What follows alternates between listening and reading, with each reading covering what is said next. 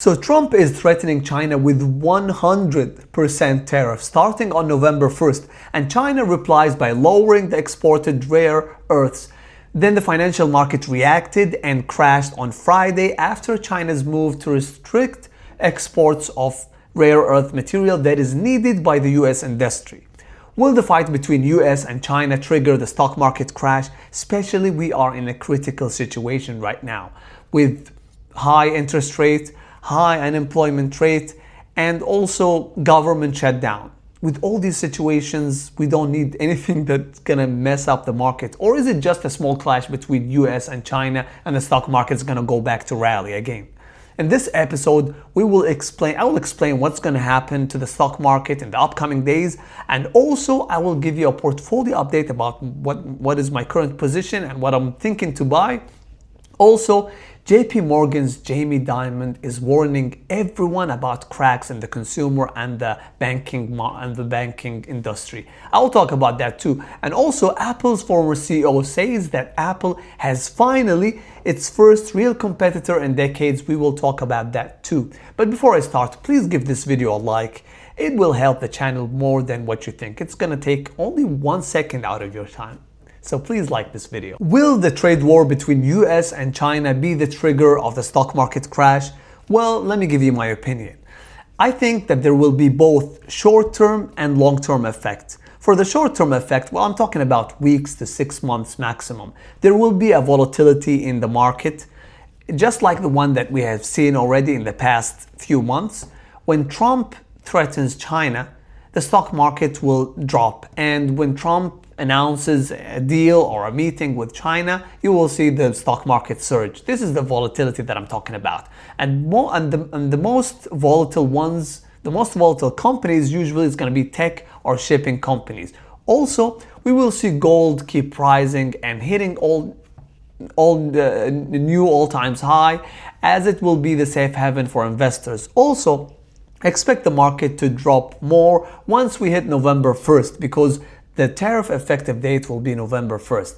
In the long-term effect, I'm talking about 6 months or more, companies will adjust supply chains and move manufacturing out of China, and that will stabilize the market more.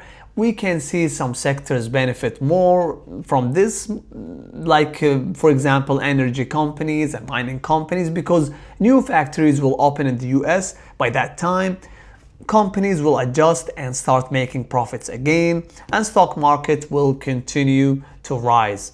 To summarize the trade war drama between the US and China, in short term, prepare for a volatility like what happened this week, but for the long term, everything should go back to normal and you shouldn't worry about that.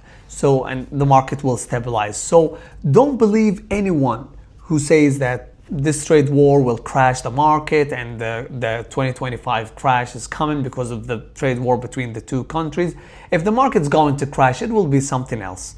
Let's move on and show you a quick portfolio update. For those of you who don't know me, I started investing back in 2019. Back then I thought I was investing, but in reality I was gambling, because I was buying meme coins thinking they will be the next Bitcoin. And I took a huge hit when they all dropped in 2020 and lost all my money. In 2020, I started again, but this time investing instead of gambling. I learned how to read balance sheet, income statement, and I learned how to know when a company is overvalued and when a company is undervalued. And I started with 5 figures and went to 6 figures in only 5 years. I bought stocks in 2020 and doubled my money in 2021. And in 2022, I bought these stocks at these prices and doubled my money again by 2024.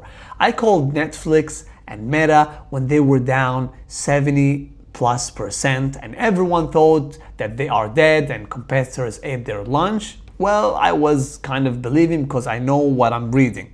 Right now, I'm sitting at $193,000. I bought these stocks at these prices as I think they will double in the upcoming 3 years.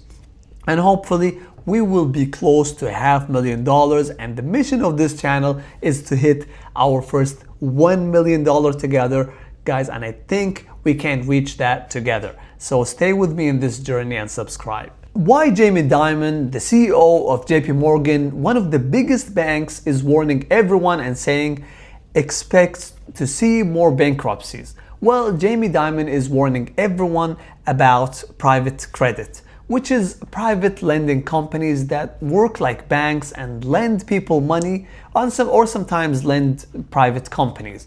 His warning came after the collapse of one of the private lending company called Tricolor that filed bankruptcy and in September. Well, Dimon expects more companies to file bankruptcies in the upcoming days. As he said, when you see one cockroach, there are probably more.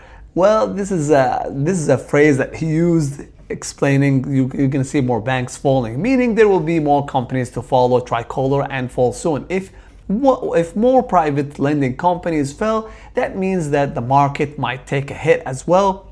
We haven't seen anything so far because not many companies fell. Also, the scary thing that big banks could also feel the impact and drop also.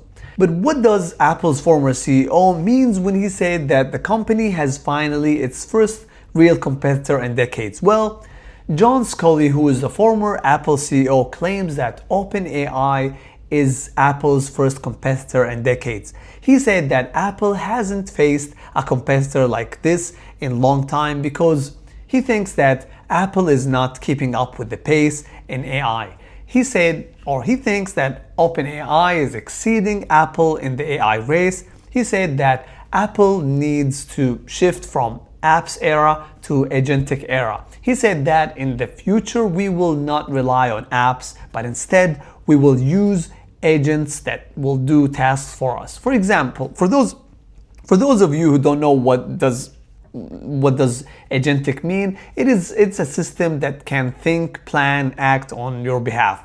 Well, I will simplify it for you. Imagine ChatGPT, but instead of thinking and pulling information for you, it actually does jobs for you like booking hotel or flight and so on. So the former CEO of Sculley said that Apple is not keeping up with the AI race, and the proof is that Apple had product delays in its AI strategy. For example, delays in fixing Siri. Well, here's my opinion. I don't think that this will be the end of Apple as many people think, because Apple has 2 billion active users. This is not easy to disrupt overnight. Also, I think Apple will catch up because it has billions of dollars in cash. So if Apple needs to invest in AI, it can easily hire the best AI team and purchase the most sophisticated infrastructure. So yes, Microsoft is faster than Apple in AI adoption, but that does not mean that Apple will always be behind. No, this is not the case. Apple is not the only company in the Magnificent Seven that is lagging behind. We have Amazon. Amazon is lagging behind and the stock price hasn't moved in 1 year, meaning if you invested $1,000 in January 2025, you wouldn't have made any money by today. If you want to know why Amazon stock price is not increasing and is lagging, and if Amazon will ever skyrocket in 2026, watch this video.